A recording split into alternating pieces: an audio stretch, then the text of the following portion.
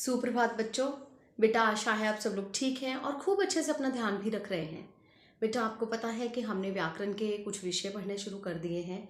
उसी कड़ी में बेटा आज का हमारा व्याकरण का विषय है पर्यायवाची शब्द। पर्यायवाची शब्द आपको पता है क्या होते हैं? एक वस्तु जिसके लिए हम कई शब्द प्रयोग कर सकते हैं। जैसे आँख एक चीज़ है, आँख, उसे हम नयन भी कहते हैं, लोचन भी कहते हैं, ठीक है। इसी तरह से बेटा आपके सिलेबस में इस बार जो पर्यायवाची शब्द है 46 से लेकर के 67 तक है। पर्यायवाची बेटा आपकी ग्रामर की बुक में पेज नंबर 34 पर दिए गए हैं। प्लीज़ अपनी बुक्स निकाल लीजिए, साथ में पेंसिल्स रख लीजिए। और बेटा मैं हमेशा कहती हूँ जब भी आप व्याकरण पढ़ते हैं, शब्द भंडार पढ़ते हैं, उस समय आपकी वर्तनी की अशुद्धियाँ नहीं होनी चाहिए और आपका उच्चारण बिल्कुल ठीक होना चाहिए। तो बेटा आज हम पर्यायवाची शब्द करने वाले हैं। बुक्स निकाल लीजिए। पेज नंबर 35 पर शुरू हो रहे हैं 46 से, ठीक है। 46 में पढ़ने जा रही हूँ। सबसे पहला शब्द है लता। लता यानी बेल, ठीक है। जैसे पेड़ होते हैं, पेड़ों की शाखाएं होती हैं, वैसे ही लताएं होती हैं। लता, लता को और क्या क्या कहते हैं? बेल, ठीक है, वल्लरी और वल्ली। लता, बेल, वल्लरी, वल्ली। नेक्स्ट इज लहर। समुद्र की लहरें होती है ना, लहर। लहर को क्या कहते हैं? तरंग, लहरी, उर्मी, कंप, उमंग। स्पेलिंग्स देखिए। उर्मी, इससे आप पढ़ेंगे उर्मी, उर्मी, कंप और उमंग, ठीक है। Next is Ravan. रावण को और किस किस नाम से पुकारा जाता है? राक्षस राज, लंकापति, लंकेश, दशानन। Next is Vishnu. विष्णु जी को किन किन नामों से बुलाते हैं? माधव, लक्ष्मीपति, नारायण, गोविंद। विष्णु, माधव, लक्ष्मीपति,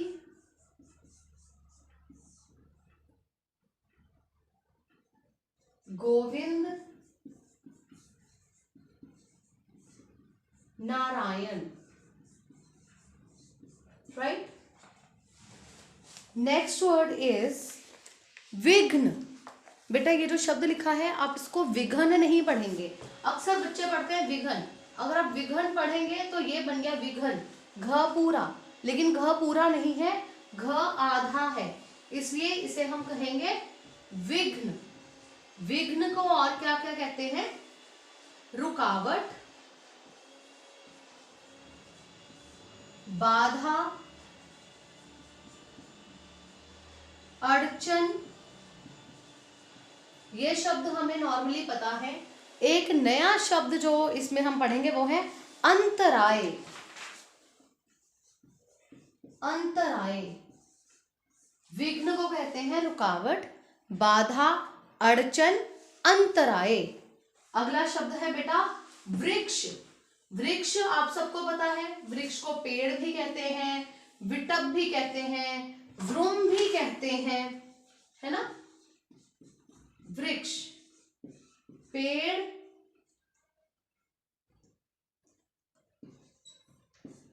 तरु।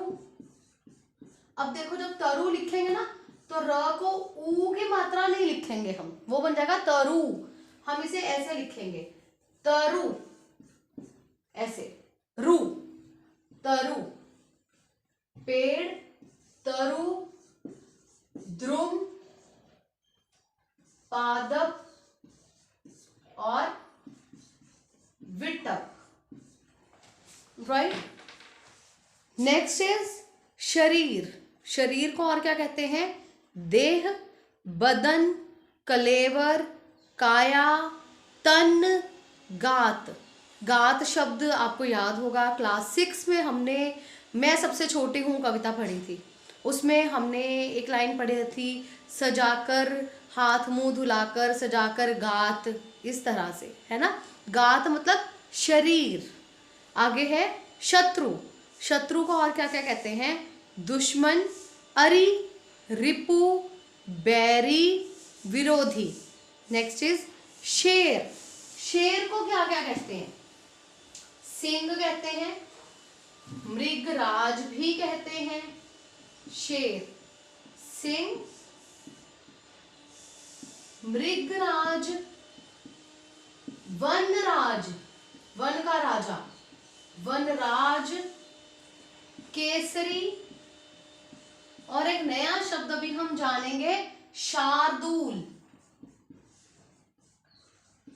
शार्दूल, शेर को कहते हैं शार्दूल। सिंह, मृगराज, वनराज, केसरी, शार्दूल। ओके।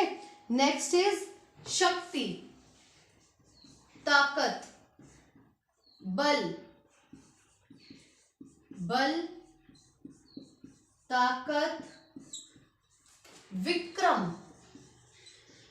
विक्रम भी कहते हैं, पराक्रम भी कहते हैं, शक्ति। नेक्स्ट इज समुद्र, सागर, सिंधु, जलधि, रत्नाकर, जलनिधि।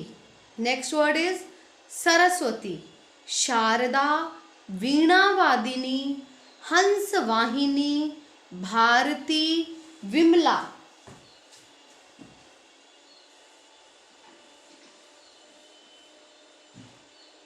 सरस्वती, माता सरस्वती को और किस किस नाम से पुकारते हैं? शारदा, वीणावादिनी। ओके।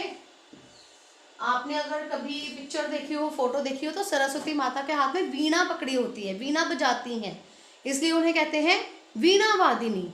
और उनका वाहन जो है वो है हंस, इसलिए उन्हें कहते हैं हंसवाहिनी। हंस वाहिनी, क्योंकि उनका वाहन हंस है। और कहते हैं भारती, भारती और विमला।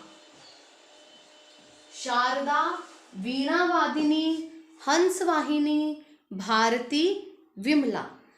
नेक्स्ट वर्ड इज समूह। समूह मतलब ग्रुप।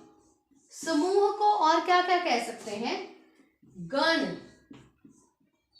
संघ, समूह को कह सकते हैं संघ, दल, झुंड, राइट। और इसे कह सकते हैं समुदाय, समुदाय और जत्था। समूह एक ग्रुप, उसे किस किस नाम से पुकार सकते हैं? गण, संघ, दल, झुंड, समुदाय और जत्था। नेक्स्ट वर्ड इज संसार। संसार वर्ड आपको पता है, दुनिया, लोक, जगत, विश्व, किसी भी नाम से इसको पुकार सकते हैं। नेक्स्ट इज सुंदर, रमणीय, मनोहर, अभिराम, ललाम। नया शब्द है ललाम। सुंदर, रमणीय, मनोहर, अभिराम, ललाम। नेक्स्ट इज सेवक। सेवक, दास। सेवक को और किस किस नाम से पुकारते हैं? दास, चाकर, नौकर और भृत्य। आधे त के साथ भृत्य। भ के पैर में री की मात्रा, त आधा त और य, भृत्य। नेक्स्ट इज सुगंध, सौरभ, सुरभि, खुशबू, महक। सूर्य, भानु, दिनकर, दिवाकर, आदित्य, विभाकर। इसमें भी एक नया शब्द हमने पढ़ा, विभाकर। सूर्य को क्या क्या कहते हैं? सूरज, दिनकर, दिवाकर, आदित्य, भानु और विभाकर, राइट। नेक्स्ट इज सोना। सोना मतलब गोल्ड, इसे क्या क्या कहते हैं? स्वर्ण, हेम, कंचन, हिरण्य, कनक, कुंदन। नेक्स्ट इज स्त्री, महिला, नारी, रमणी, कामिनी, ललना, वनिता। अब देखो यहाँ पर शब्द है रमणी, आप इसे बेटा बोलेंगे भी वैसे ही रमणी, आप इसे रमणी नहीं कहेंगे। अगर आप रमणी कहेंगे तो आप लिखेंगे भी न, अगर इस न के साथ लिखेंगे तो ये गलत हो जाएगा, इसे पढ़िए भी रमणी, ओके। नेक्स्ट इज हाथी, हस्ती, गज, कुंजर, मतंग, करी। उसके बाद है हाथ, हस्त, हाथ को और क्या क्या कहते हैं? हस्त, कर, पानी। अब देखो यहां भी इस शब्द का ध्यान रखना है, अगर आप ये लिखेंगे पानी तो ये गलत हो जाएगा। पानी मतलब जल, ये है पानी, न और ई की मात्रा, राइट, दोनों में फर्क है। पानी और पानी, ये पानी है जल, नीर, वारी, ये पानी है हाथ, ठीक है। हाथ को कहते हैं हस्त, कर, पानी। ये बेटा कुछ पर्यायवाची शब्द हैं, आपकी बुक में इस बार के सिलेबस में है 46 से 67 तक। आप इन शब्दों को बहुत ही ध्यान से पढ़ेंगे, स्पेलिंग्स बहुत ध्यान से देखिए, उन्हें प्रैक्टिस कीजिए, लर्न कीजिए, लिख लिख कर जितना बेटा आप शब्दों को देखेंगे उतनी जल्दी आपकी वर्तनी की अशुद्धियाँ खत्म होती जाएंगी।